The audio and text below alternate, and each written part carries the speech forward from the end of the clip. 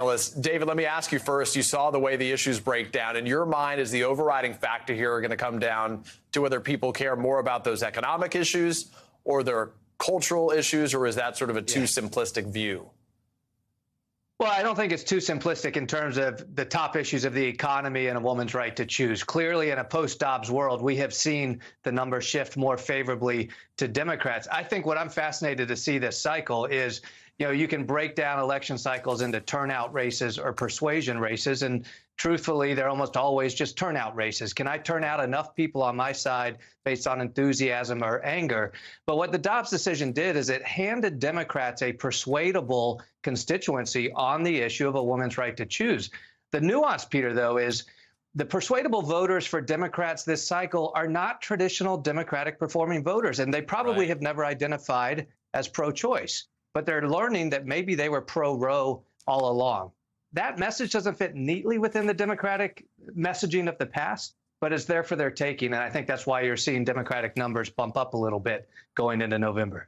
Congresswoman, let me ask you about this. We know that the Fed is kicking off a big meeting today. The economy obviously remains on everybody's mind. The president said on Sunday that he thinks the worst is over, but an article in Kiplinger yesterday said the following. This is a quote. It said, "It's very likely that the downturn we have been experiencing will get much worse and the bear market is likely not over." If the economy gets much worse, as they warn, how problematic is that for Democrats? And the Democrats have to demonstrate continued progress to try to keep this issue from becoming a defining one for so many voters? Yeah, it's not good if the economy continues to go in the wrong direction. It's not good for Democrats. However, we have to look at what we have done, and we have to keep talking about that. I mean, look what just happened for Medicare patients. We are capping their yearly expenses at $2,000. If a senior has to be on insulin, that is capped at $35 a month. Nobody else has gotten that done. The president just relieved $10,000 in student loan debt, or $20,000 if you went to school on Pell Grants. So we've got a story to tell, but we just have to keep telling it. I could not agree with David more, though, about this is going to get down to doing a good job, which I believe the Biden administration is, and I believe House Democrats are as well, and taking credit for it. So we have to talk about that, and then we have to make sure that we have the best get out the vote plan in the history of our party. We've got anger going on. I come from a district that Donald Trump won. In fact, I'm the only woman serving in the U.S. House of Representatives who won every cycle when Donald Trump was in office. And so I understand those swing voters. I'm a Democrat in a Trump district.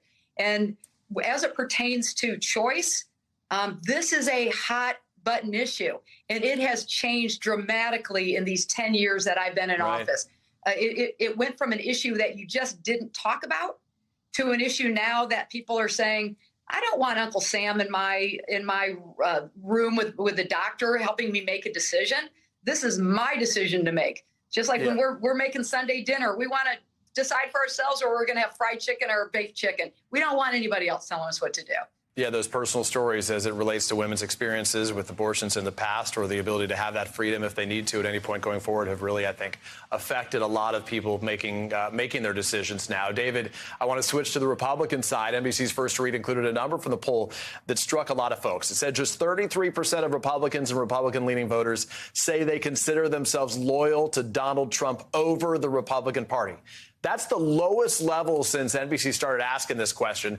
58%, nearly 6 in 10 say they're primarily supporters of the Republican Party. So given that, how big of a factor is Mr. Trump in these midterms? The presumption is that the more we talk about him, the more this legal proceeding continues with the DOJ and his lawyers over Mar-a-Lago and the like, the better it is for Democrats.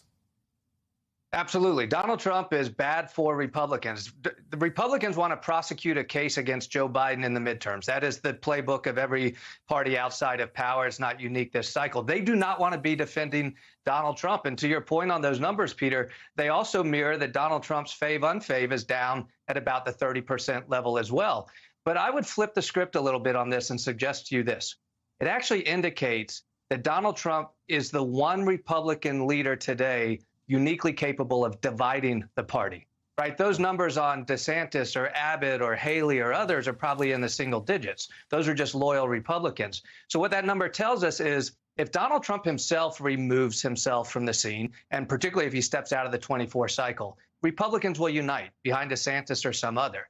But if Donald Trump decides to make a play for party leadership to keep the reins, that will continue to fracture the party, divide the party, and play in favor of Democrats, not just in November, but in 24 as well. Congresswoman, last question to you. What do Democrats need to do? 7 more weeks to the midterms. You talked about get out the vote. That effort there is what you think needs to be in place right now, beyond just talking about their successes to this point? Well, the MAGA Republicans, to the point David made about the Trump loyalists, we have to talk about them. They have begun to take over the Republican Party, which was a real shame. I can look back and say I have many friends in the Republican Party, but the hardcore MAGA Republicans, that's a whole different story. And so I think what we have to do is talk about the hardcore nature of the MAGA Republicans, that they want to criminalize women's choices. They want to send Uncle Sam to the doctor's office with us. They want to send women to jail if they are doing a search for a medical provider. This is extreme, and we need to talk about that. Anger is a motivator. And then we've got to have the best, not just the get out the vote plan, but also continuing to register voters in every state, in every congressional district where we've got a shot. And so what I would do if I'm running a campaign is I would take some of that money that is being used, no offense to the airwaves, but it is being, the airwaves are being inundated. Let's use some of that money to make sure we're registering and then getting out the voter.